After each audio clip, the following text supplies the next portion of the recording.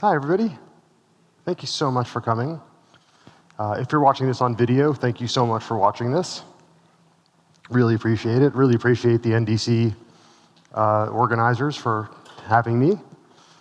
I'm Scott. I work for GitHub, although this presentation has nothing to do with my day job. I do write a bunch of F#, and I have a side project called Grace, which is a new source control system that I'm writing in F#, which also has nothing to do with my day job, and I'm not announcing anything officially on behalf of GitHub, but I will show you a little bit of code from Grace, I think, as we go. So Aaron Stannard, who is the big mind behind akka.net, said this a few weeks ago. I thought this was kind of amusing. So welcome to philosophy class. And of course, I'm a philosophy geek, of course. I saw that and just cracked up. So when I wrote this proposal for this talk, I thought it would be a little more concrete, and I started preparing that, and it was kind of boring. So I changed it a little bit. I did actually add some philosophy and some category theory. I said I wouldn't, but I did. Couldn't help it. So goals for today. I just want to give you a sense of functional programming. I don't. And why it's different from object-oriented. It's not a goal to teach you F# in an hour. That's not possible. Or to teach you category theory in an hour, because that's not possible either.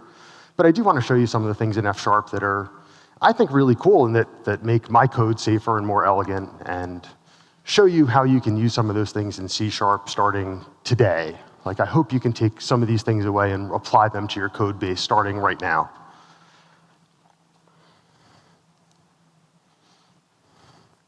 So programming languages, to me, sit on a spectrum. From down to the metal hardware, which is actually where I started. When I was 11, I started programming an AppleSoft BASIC and then very quickly learned 6502 assembler. So for me, really until 7 years ago or so, I was always this guy who looked down to the metal and thought about my code in terms of how it operated on the CPU and how to make it as fast as possible. So I always thought in that direction. And I spent, of course, all the years in C#, and I did VB.NET way back, and C++. And then I got interested in category theory, and that got me to the sort of mathematical, functional, abstract end. And I had the chance to work on an F# project at Microsoft Research, which got my F# journey going. So, those languages on the hardware-based side obviously start with assembly. And you can think, and if your favorite language isn't here, I apologize. But, hand wavy, you know what I'm talking about. So there's, IL, and IL, of course, is what C# compiles to, so does F#.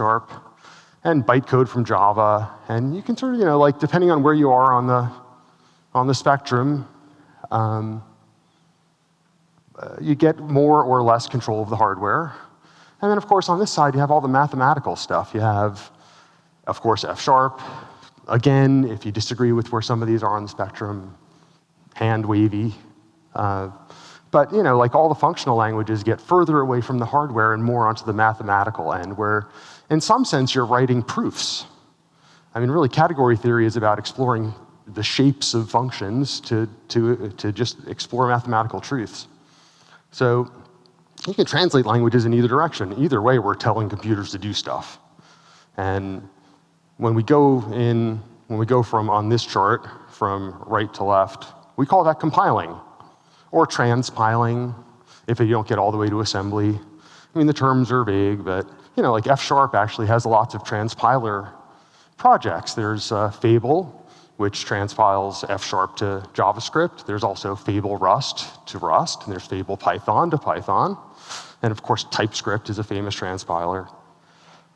And when we go the other way, we call it decompiling or translating. But either way, you can translate all these things. Everything is just math. So speaking of compilers, the first thing I want to do is just, if you've never seen F# before, I want to just ground you in the idea that F# is just a .NET language that compiles to IL and looks a lot like C#.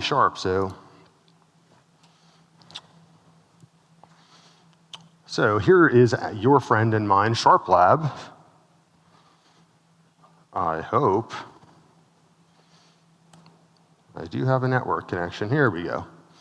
So first, let me do some of that. So this is an example in F# of the same class you would write in C#. Obviously the syntax looks a little different. In C#, whenever you declare any type, it starts with the word type. The fact that there's parentheses here means that it's the same object type that we all know and love from C#. And member val is how you say property, and member is how you declare, regular member, static member. And you can see it compiles to a public class and a property with a getter and a setter. It's all the stuff you know. I'm not going to really drill into this too much. One interesting thing here is you'll notice that this class is wrapped in this top-level public static class with this weird-looking name. And that's because we don't have anything. You'll notice that in this F# code, we're not in anything. It's just a type kind of hanging out. So let me just uncomment this namespace. And you'll notice that that weird static class goes away, and we have a namespace, just like you would expect. Now, a module is a different concept that we don't really have in C#, but you can think of a module as a sub-namespace. And how does that look? Well, that ends up becoming a static class. And you'll notice that, and F# tends to compile to lots of static classes. So here's another example. There we go.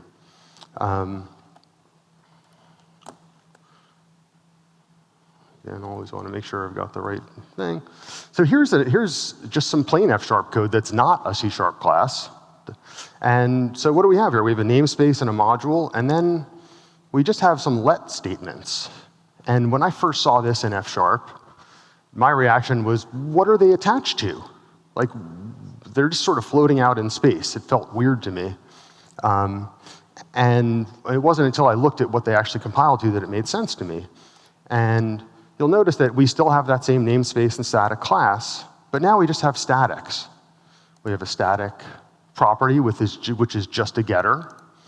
And part of why it compiles to just a property with a getter is because reujit, which is the jitter for the just-in-time compiler for .NET, has all the optimizations. One interesting thing about .NET is that the C# compiler itself doesn't have a ton of optimizations.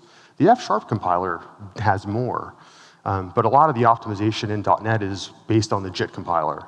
So when you output a property with a getter and no setter, reujit knows what to do with that to make that as fast as possible. And this other function, here's a getDayOfWeek function, takes in a date time and returns a string, which is day of week. And again, it just becomes a static method. What is a static method in .NET? It's something that exists only once in the namespace, or in the sub namespace if you want to think of a module. One cute thing, and I'm not going to dive into this, but you'll notice that this simple thing where I'm just trying to get the first 4 bytes of a GUID into a string, look at how much optimization the F# compiler does to make that insanely fast. And again, the details aren't important, but I just wanted to sort of point that out. So I just wanted to start by saying these weird things I'm going to show you that seem like they're floating out in space that aren't attached to a class end up compiling in .NET to static classes. Because ultimately, the .NET runtime is object-oriented. The .NET runtime understands, this is the part where I have to hide my notifications. There we go. The .NET compiler understands, the .NET runtime understands object-oriented stuff. And so F# gets translated to object-oriented concepts. So back to this idea. The way I think of it is at each point on the spectrum, there's a different set of language constructs and really a different level of abstraction. So the constructs at each point on the spectrum make it easier or maybe more difficult to express the things you want to express. And that's the beauty of having all these different languages. A few examples, like it's really hard to tell, like in Haskell, what CPU register to use to put a value in. Like that's not what you're supposed to do with the mathematical end. At the same time, you can write a dictionary in assembly, but it's not easy. Like it's just challenging, it's verbose, you wouldn't want to do that. Obviously we do it in C# and other languages it compiles to it, it's possible. And another thing that we do all the time in functional code is we pass functions as parameters. Now, you can totally do that in C++ and C#, but it's just more verbose. It's not normal, kind of, for the language, but it's totally normal in functional code. So where does F# sit? Like, to me, F# bridges most of the spectrum. It's a little bit to the right of center here, but it really sits in the middle of the spectrum. It gives you most of the functional constructs you get in the bigger functional languages. I know you don't get higher-kinded types, and the Haskell purists will, tut-tut, but that's okay. And you get a lot of the object and lower-level control that you get in C++ and C#. There's a Twitter account called FastF# that's written by a guy named Matthew Cruz, who's brilliant, and he does a ton of work on making F# unbelievably fast, as fast or faster than C#, and in some cases, as fast as C++. So F# lets you do that if you really want to dive in. But you get a lot of speed just from being in .NET. I think we all know, .NET at this point, .NET 8 is about to be released. It's unbelievably fast. It's at the top of the Tech and Power benchmarks all the time. So to me, F# is one of the languages that's got the widest span. There are other languages that have a wide span, but I think F# is right on the top of the list, and you get a ton of control. Of course, when you're writing F#, you want to spend a bunch of time on the functional side. Otherwise, just use C#. And ultimately, when you're writing functional constructs, because you're letting go of that control, I think when you write object-oriented, at least my experience is, I think about not just the intention of my code, but I think very much about how the hardware is going to execute it. And my experience, after a few years of writing functional code a lot, is I just have to kind of let go of that. Now, you still have to pick smart data structures. You have to understand big O notation and make sure you're not picking an O of n squared algorithm and such. But if you pick the right data structures and you don't do anything stupid, and you trust the compiler, you're going to get unbelievable performance out of F#. So I'm going to start with a few quick things that you can take from F# right into your C# code. Start with the easy stuff, type aliases. So F# has had type aliases like forever. I mentioned I'm writing this source control system. Here's like code straight out of my system. Here's straight from Grace. And of course, I have things like repository ID and a repository name. And so these are domain nouns if you think about domain-driven design, your relative path. Now, if I didn't have these names and my functions just said GUID or string or whatever, it would be really hard to understand what's going on. And one thing I want to show you is, I have to move this over here. There we go. So I can look at this. That a little bigger. And if I go to where my types are defined, no, not you.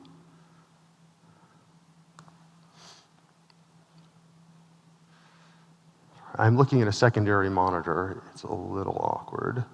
So here's where they're defined, and here's like most of my domain nouns for the system.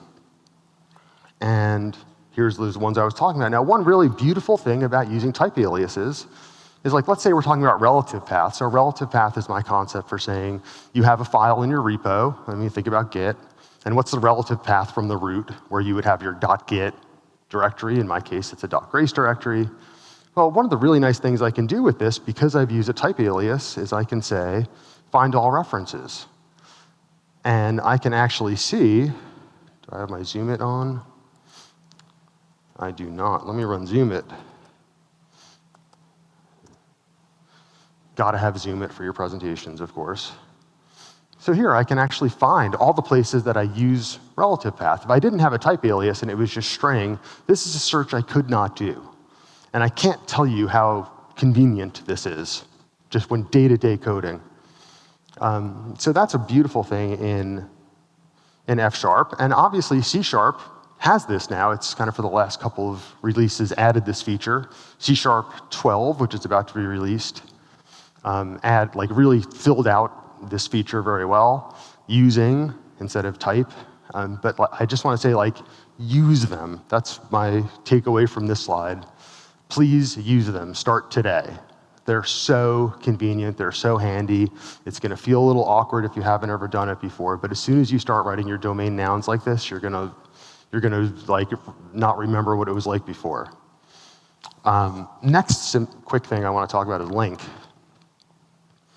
So F# has some native collections like list and array and map, and they invite functional composition, which I'll show you in a second. And you can, of course, use all the things from .NET, system.collection.generic or concurrent or whatever. But LINQ is one of the best examples of using functional design in C#. I use LINQ all the time. I love LINQ. LINQ is great for really expressing your intention as a programmer, breaking it down. In the same way that I always thought of SQL. I used to be a SQL DBA.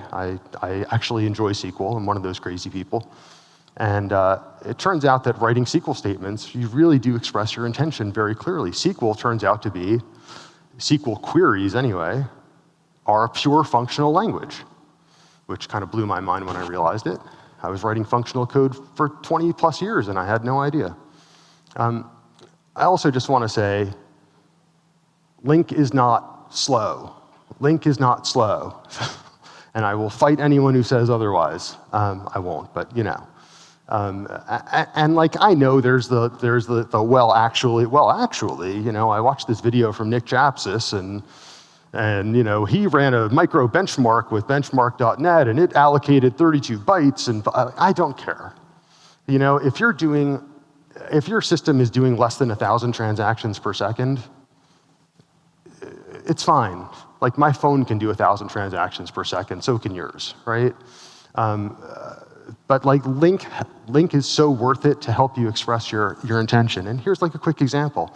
In F#, we have this idea of the sequence module. Sequence is how you say IEnumerable in F#.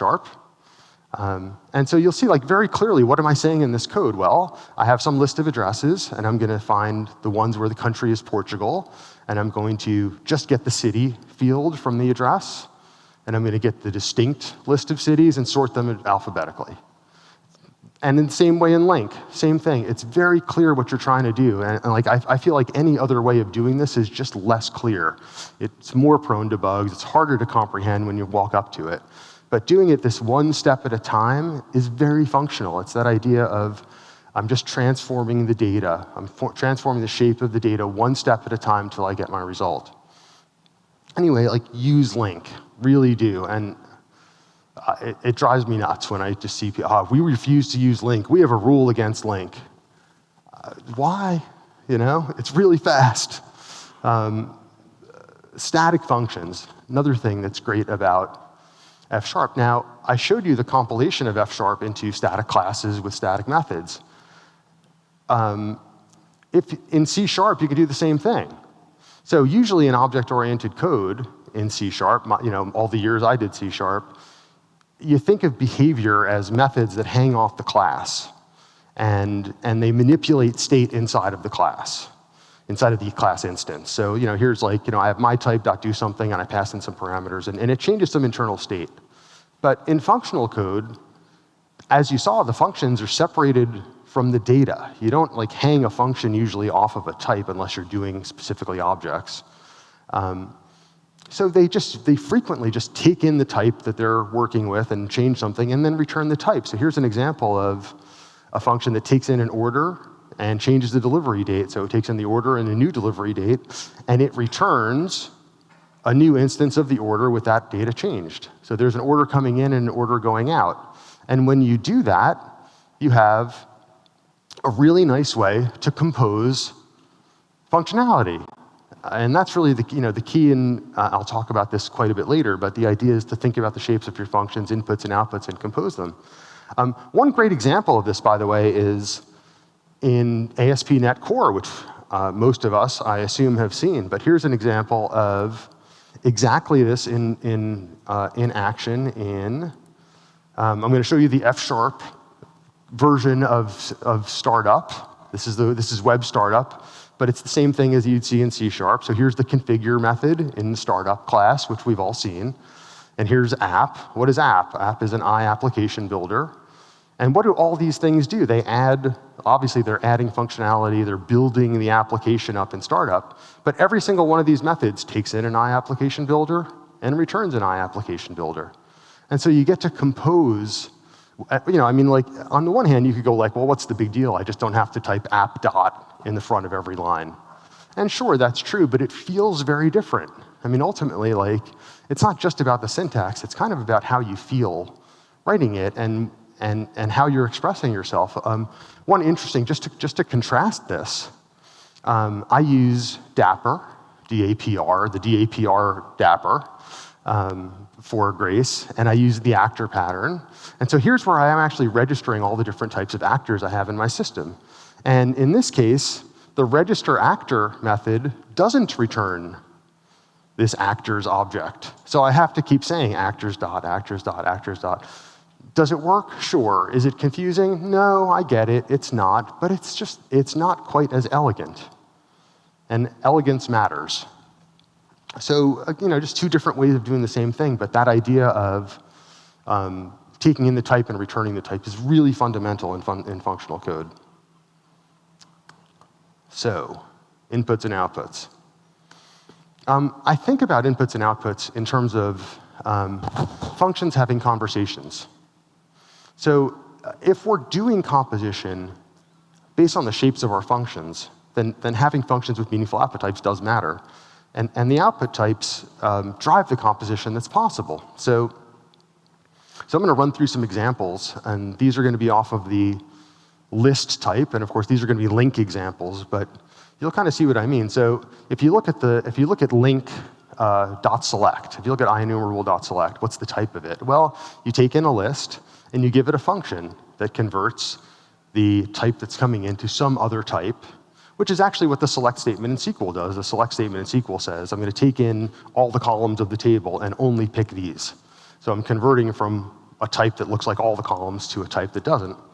And so select or map, which is another way that it's said in functional code, does this translation, and it takes in a list, it returns a list. The where clause starts with a list, and you pass in a function, a lambda function in LINQ, that goes from your type to a bool. And if it's true, it goes to the output list. If it's false, it gets dropped. That's exactly what the where clause always does. That's called a predicate. The take function takes in your list and an integer and also returns a list. So all of these examples, you are getting a list at the other end. The first is a little different. The first method takes in your list and that same predicate and just returns the first one. Now you'll notice that we've gone from returning a list to a single instance of your type. So that's interesting. And then sum, another example where you pass it a function from your type to some numeric type. It could be any numeric type. I'm using float here. And you're now taking your entire list and kind of compressing it down to a single number, a single float. And so you can sort of see as you drop down this list, the things you can do in terms of composability as you return these types and want to compose them, there's just less you can do because you're returning less data. And so like returning more data maybe than you're used to in object-oriented code, you kind of get used to it. One interesting thing at the end is imagine a function that you pass in your IEnumerable and some whatever other parameter, string or whatever, and you return void. Unit is how you say void in F#. How do you compose that? If you return void, you're kind of ending the conversation. And so what I want to point out about that is I'm using this sort of void considered weird idea. If anyone has ever read, and I highly recommend you do, the famous Edgar Dijkstra paper from 1968, go-to statement considered harmful. And that was where it's a quick 4-page paper, it's really interesting, but that was like back in '68 when people were using go-tos for their code all over the place. And he was like, hey, that might not be the best idea. That makes it really hard to understand your intention. And I just want to kind of like borrow his thinking a little bit and go, void's weird.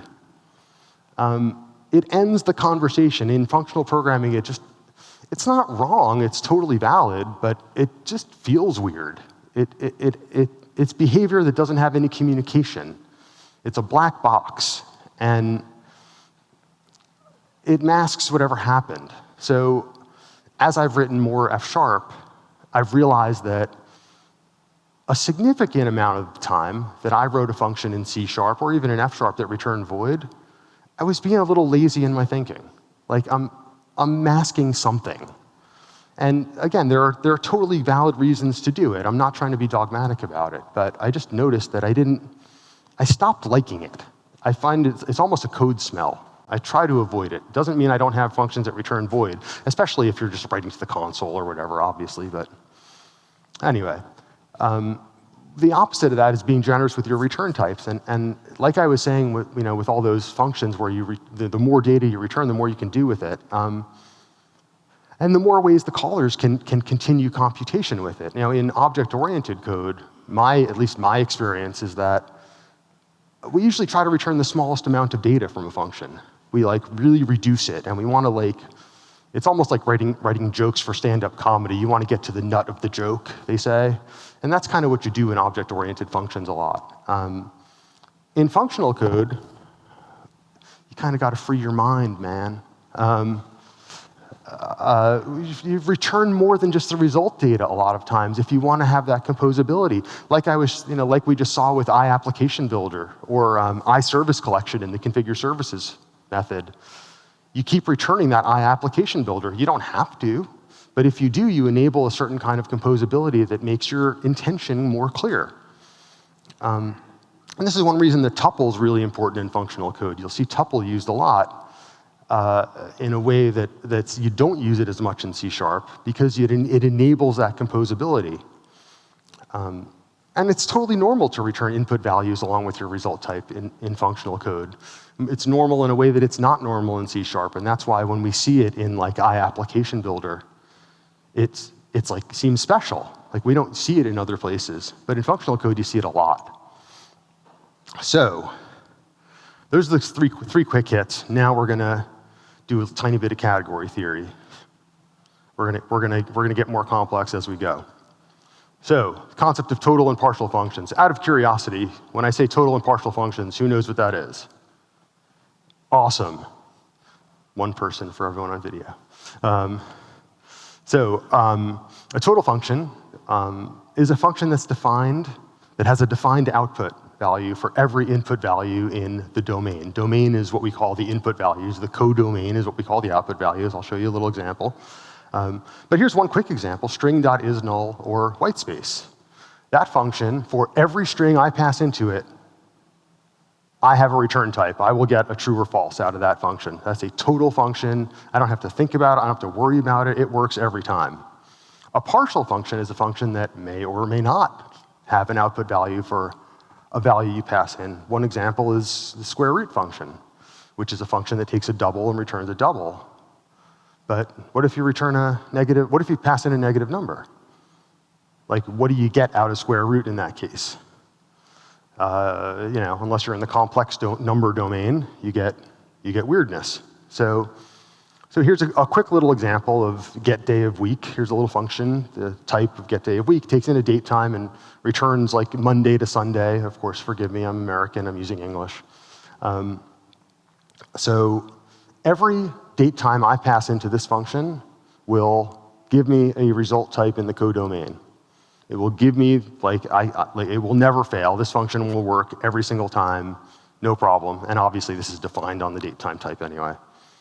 But here's a slightly different example. What if I want to get the day of week for a particular order?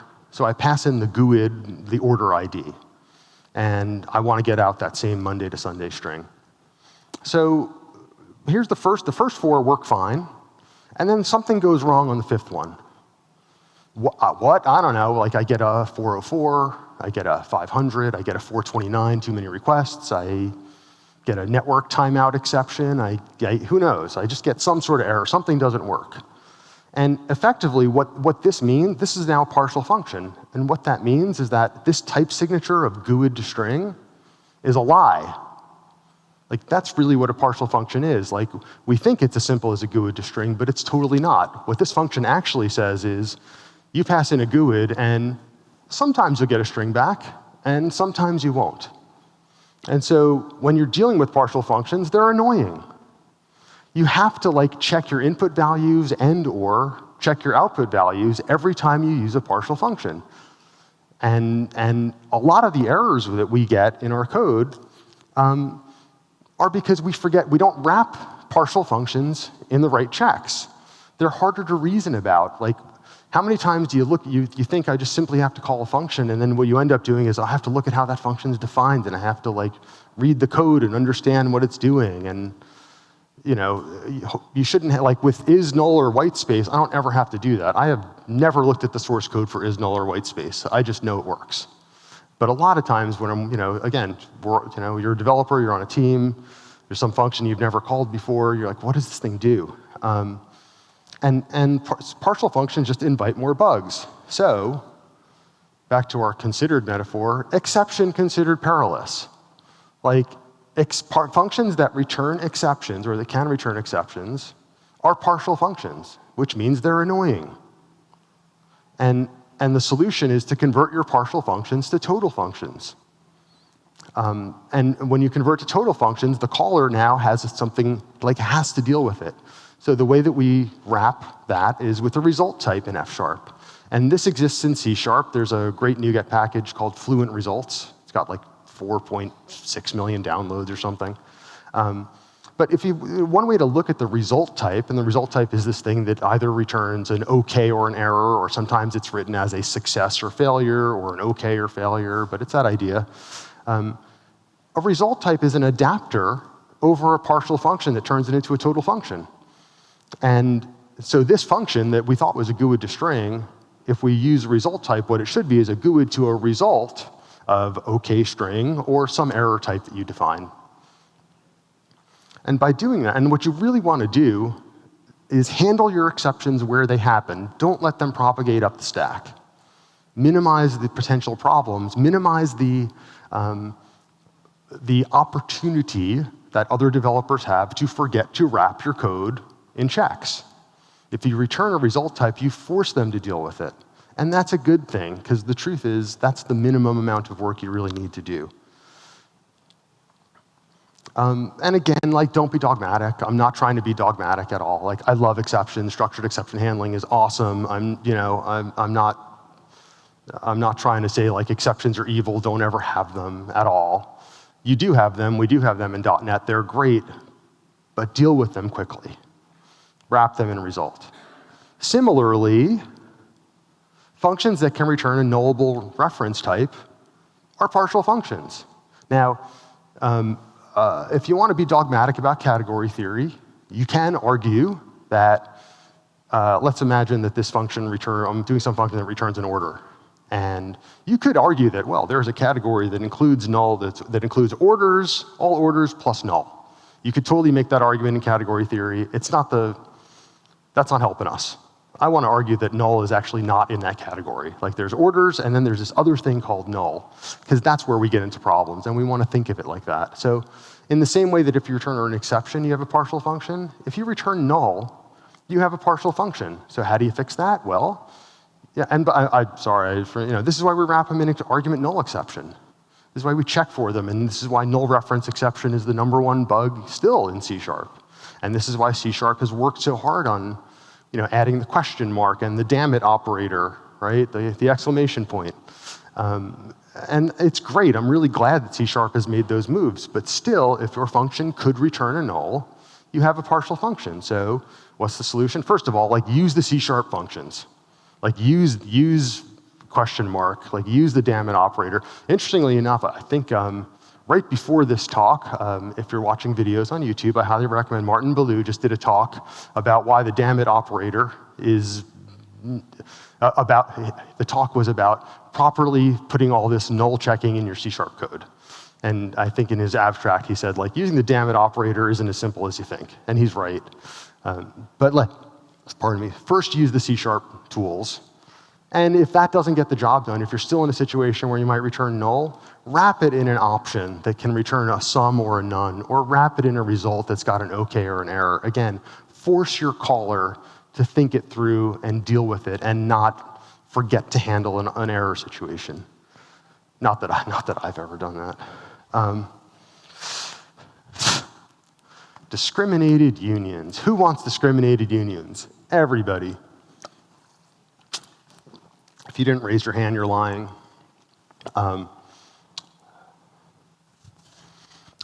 So, F# has them, C# doesn't. Sucks to be you.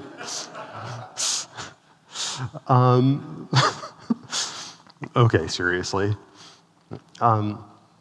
Discriminated unions that just have cases but don't have any data attached to them. I'll show you a quick example in a second.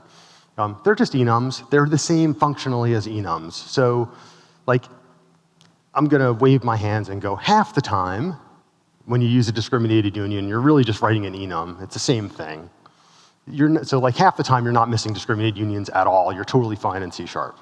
Half the time they carry data, whatever, some percentage of the time. And that's where the magic of discriminated unions is. They'll get there. Like Mads Torgerson will totally put discriminated unions in C#. It'll happen. Actually, just to show you a quick example of that, here's a little silly thing I cooked up. So imagine that I'm an auto repair shop and I have certain repairs, right? A repair order is this thing that's got a customer and a appointment time for the repair and a list of repair items. So here's the first three discriminated unions that I have, where like which tire am I fixing, or what oil vendor, or what weight of oil. I don't know. These are American measure. I don't know if these are international. I apologize if they're not, but that's how we refer to them in the States. So like all these things, they're just enums. I mean, they're discriminated unions officially and whatever, but they work just like enums. You're not missing anything, is my point. If your discriminated unions look like that, you're not missing anything in C#. The magic is here. It's with stuff like where I'm carrying data with my case. And when you don't have discriminated unions, this is the part where you'll have an enum, and then you'll have all these data fields sitting off to the side. And some of them will just be empty, and you'll have to keep track of which ones you're actually using depending on the case. And so like that's less elegant. It totally works. We've all been doing it forever. It's really nice when you have discriminated unions, but like it's okay if you don't. Another thing I just wanted to show you that I thought it was interesting is this is 35 lines of F# to express this, if you want to think of this as the domain types of an auto repair vendor. 35 lines of F#.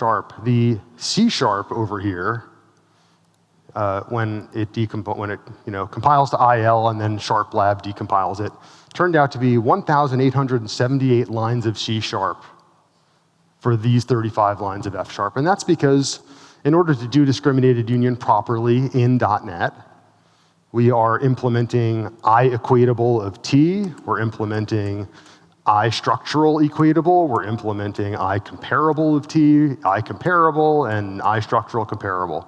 And we're doing that for every single discriminated union. And I point that out just to say, Mads Torgerson being conservative about bringing this into C# makes some sense.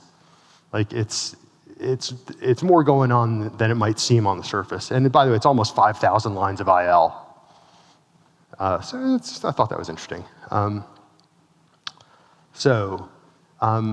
thing I wanted to talk about discriminated unions and enums about, though, is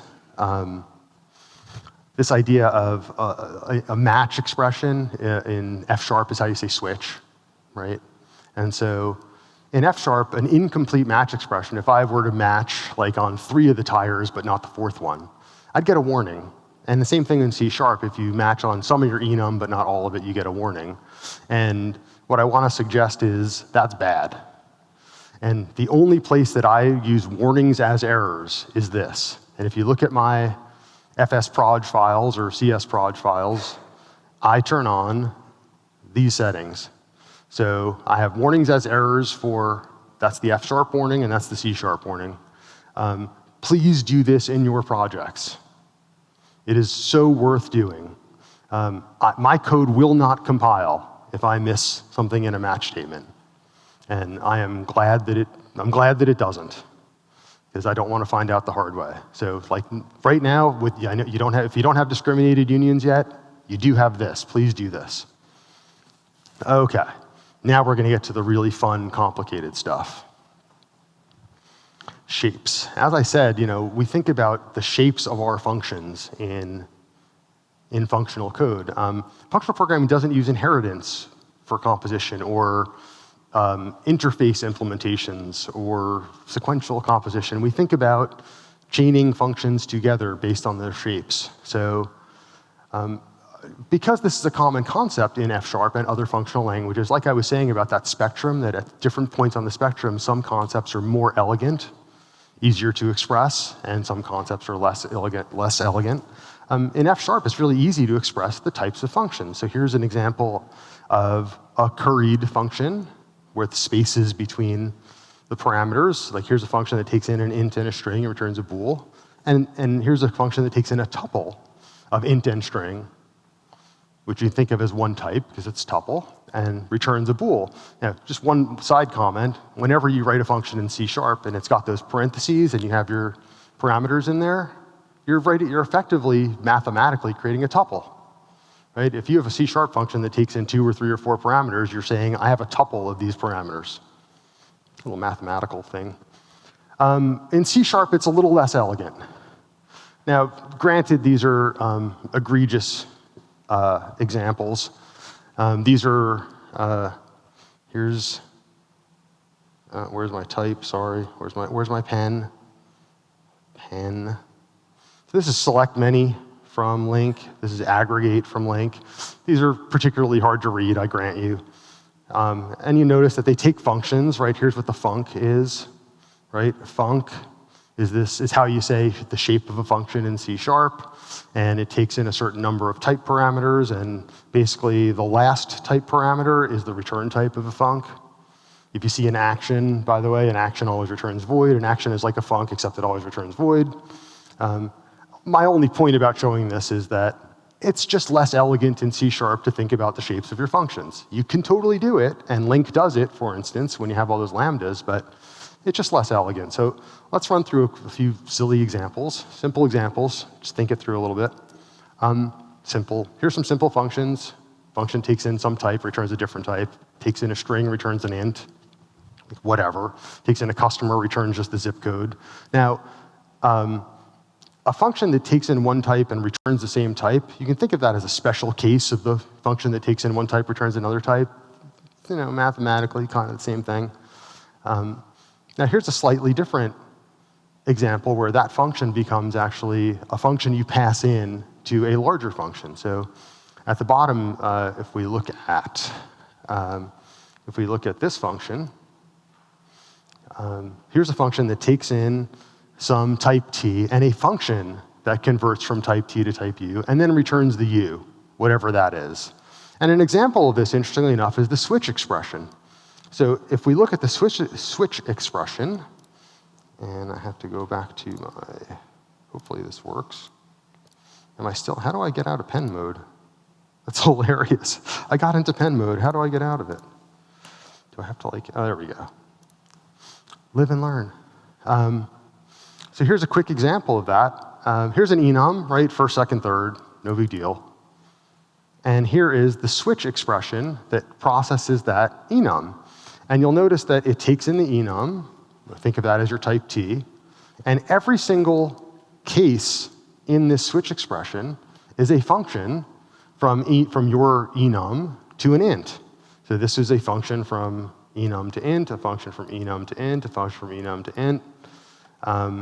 And really, notice how it's the same pattern, right? So if you ever thought of a switch expression as the strategy pattern, that's actually what it is.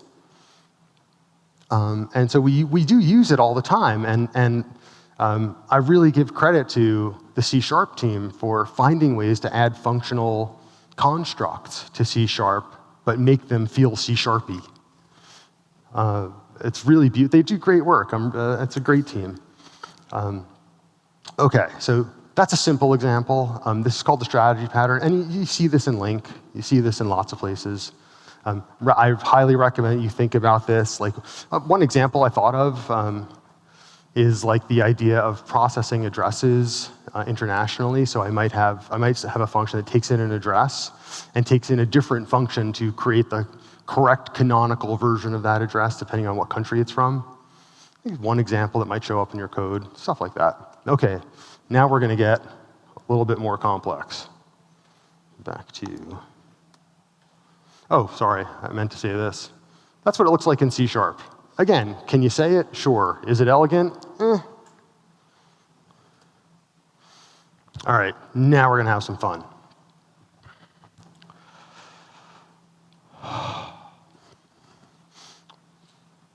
Here are shapes that come up in functional programming a lot, turns out. So when I say TA here, so imagine here's some type we're taking in, some value, and a function, and returning some modified type, right? So when I say T of A, what do I mean by that? In functional code, like, I don't necessarily mean a generic. Like, I haven't used angle brackets here because I don't want to say it's just a generic. It might be a generic, but it might not be.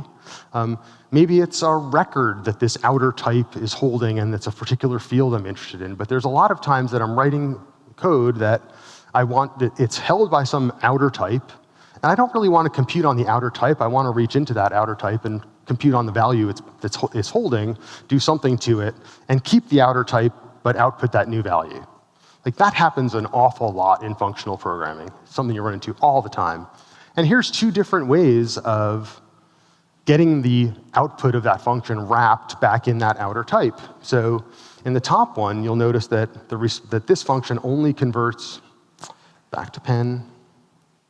In the top one, this function converts the value, it creates the new value, but it's the responsibility of the outer function, it's the responsibility of this entire function to wrap it back in that outer type. So it's a valid way to do it. That's one way to do it. The select statement, for instance, in LINQ, looks like this. This is the shape of the select statement.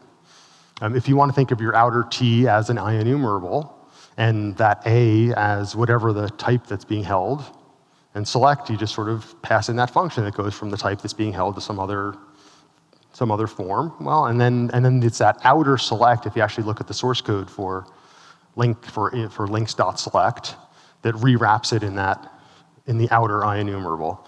Now, another totally valid way to do it is to say, well, this function I'm passing in, it's this function's job to wrap it in that outer type.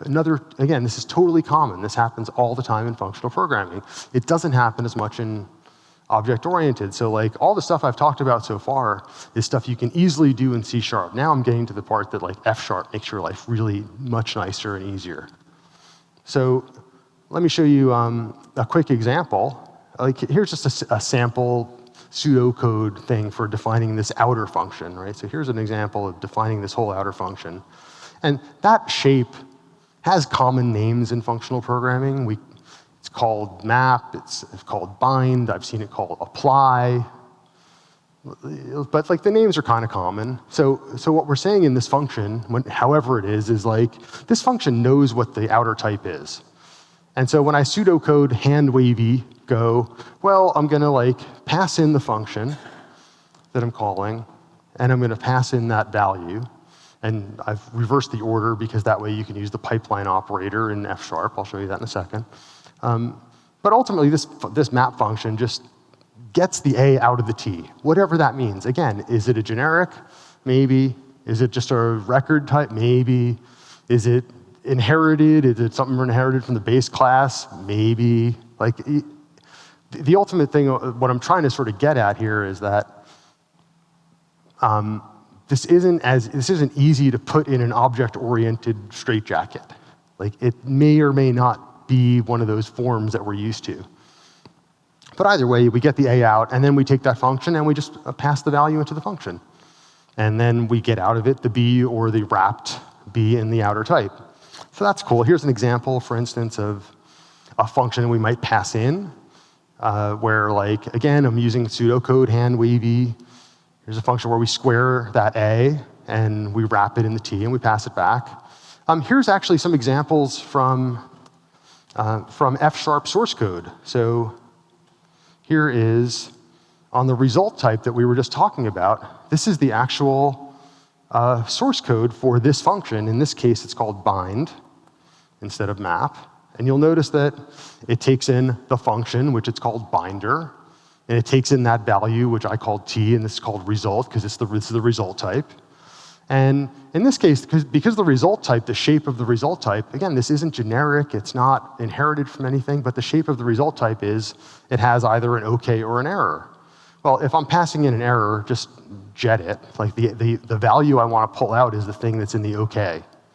So if I get the OK, I just pass it into that binder function, just like I kind of had in my pseudocode. That's how result does it. Similarly, here's the example for the option type.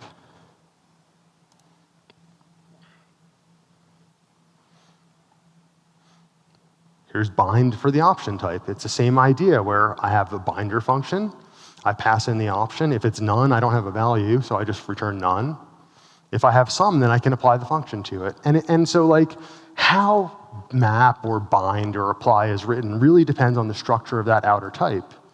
But this happens all the time where I really want to, I don't care as much about the outer type. I want to work on the values that are held inside. And so, right? And so that's kind of fun stuff. So you get to say stuff like, once you have this map function, if I wanted to sort of do a square, in this case, I'm going to say map. I'm going to pass the function square into it. I'm going to pass my value that this whatever this outer t thing that I have.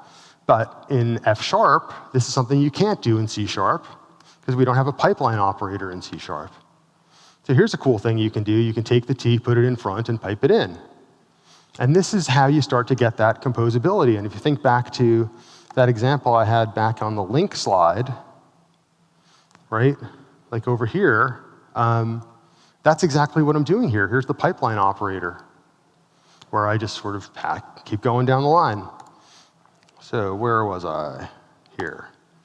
So now if I wanted to sort of do square twice, I can just do the pipeline operator again. And so this kind of composability, back to that concept of we think about the shapes of our functions. We think about inputs and outputs. Here's a great example of how that works.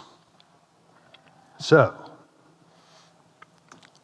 wrapping up, I just dumped a bunch of thoughts on a few slides. Why F#? First of all, F# is effectively just as fast as C#. It runs the same JIT compiler. Like the fact that it feels like you're letting go of that hardware control a little bit and going in the functional world, you don't lose performance doing that. I mean, you can certainly find examples where C# is a little bit faster than F# for this thing, or F# is a little bit faster for this other thing, but basically, the upper limit of F# performance is exactly the same as the upper limit for C# performance. And I just want to make the argument, if you think about all the things I've shown you today, there's a lot of places that bugs can hide or that we don't handle that they can't hide now if we use option, if we use result, if we're if we're using composability correctly, if we're using LINQ in a way to express our intentions that other programmers can understand it. We take away a lot of the places that bugs can hide. So you get the simplified syntax that's a little bit more abstract, but still runs just as fast. You get more explicit return types. And this idea of shared state, and of course, when you're talking about multi-threading, we've all gone down this road where multi-threading and shared state is horrible, and doing this functional approach helps you avoid that shared state. And really, one thing I want to say is, I tried F# and it sucked, said no one ever. People love F# in a way that I just haven't seen with other languages. I have gray hair, I've been around for a while. I've just never seen a community that loved its language as much as I see the F# people love its language. And I just find that it's a clearer way to express my intention. So again, back to I'm writing a source control system, which, you think about Git, which is written in C, and I know, I'm lucky enough at GitHub, I used to be the PM for Git systems at GitHub, and so I know some of the people at GitHub who literally work on Git itself, not just the GitHub implementation, but Git. They're brilliant programmers. They're some of the best programmers I've ever known in my life. And you think that with Git, like you think you have to be down to the metal and thinking about bits and bytes and compression. And I'm going the other way. Like you can express all these things in functional code, and it's just as effective and it's just as fast. Sort of. That's another long story. I'm not giving the Grace presentation right now, even though I want to. And again, there's actively maintained transpilers for F#. So there's beautiful stuff you can do with F#. And there's even F# to Blazor, right? It's called Fabulous. F# to Avalonia, there's Elmish. There's all kinds of ways to use F# to transpile to other languages and get that strongly typed functional way to do things. But really, why F#? This is, an opinion, but I just feel like the industry has hit the ceiling on quality and comprehensibility with large code bases using object-oriented stuff. This has just been my experience. For small code bases, for medium code bases, that's fine. For really big code bases, unless you have a very serious effort doing DevX, right, developer experience, where you're spending a certain percent of your developer cycles just cleaning up old code, you're going to get into a big hole with big systems and object-oriented code. And writing F#, for instance, writing functional code, I just find makes your code have higher quality and last longer. I hope, we all feel this trickle of interest in functional constructs, whether it's Scala or F# or Haskell. There's a reason. You really do write better code and it lasts longer. And it's more beautiful.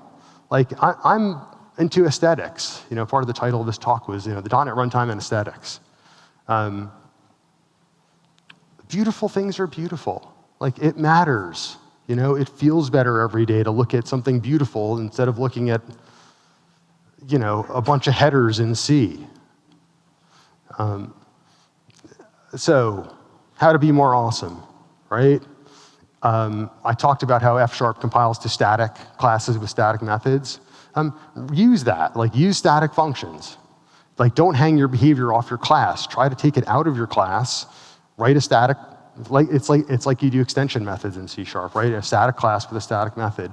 Take your behavior out of your class, put it in a separate class that's static, and take the object, pass it out. You'll get that composability, and you'll get much better data manipulation. Lambdas, by the way, are static functions. Think about the shapes of your functions. Be generous with your return types, right? Don't just return the smallest possible thing. It's okay. I know it's going to feel like it's not as fast or takes more memory. It's going to feel weird, but it's okay. It's okay, I promise. Okay. Use LINQ, use the strategy pattern, use type aliases, use them starting today. Minimize returning void. Don't get lazy and return void, and don't think it through. And I'm as guilty of this as anyone. Write total functions, right? Convert your partial functions to total functions with results or options. Exception functions that return exceptions or partial functions that return nullable types or partial, right? These are all concrete things that we just talked about. Set warnings as errors. You can start doing all these things in your C# code today and eliminate places that bugs hide. But ultimately, the how to be more awesome, of course, is just use F#. One last thing. In my description of the talk, I said I wasn't going to talk about category theory or monads, and then I said, well, it's, we're all philosophers here, right? So remember when we were just talking about this slide? Since I'm writing a source control system, I just have to say there's a joke I always kind of come up with as I'm talking to people, and I always ask them, would you rather teach someone how to use Git or what a monad is? And it makes people think, right? I would rather teach people what a monad is. I think that's way easier. Teaching people how to use Git, I know I work for GitHub, but I'm trying to write something new. Teaching Git is like a hazing ritual that we all go through in this industry, right? Learning Git is not easy. Learning monads is actually not that hard. This is a monad. So congratulations, I just taught you what a monad is. Now, it's not necessarily the most interesting shape in category theory. Category theory has lots of shapes that are more complex or less complex or whatever. But it turns out that this particular shape in functional code is really useful. So we all freak out about monads because we don't understand how to fit it into our object-oriented inheritance shapes or whatever, but that's all it is. It's just a shape. It's just a shape that's really useful. So congratulations. If you're watching, that is a monad. And that is me writing really bad things that I will erase now because that was horrible. Thank you so much for coming. Thank you so much for watching this video. I really appreciate it. That is my talk.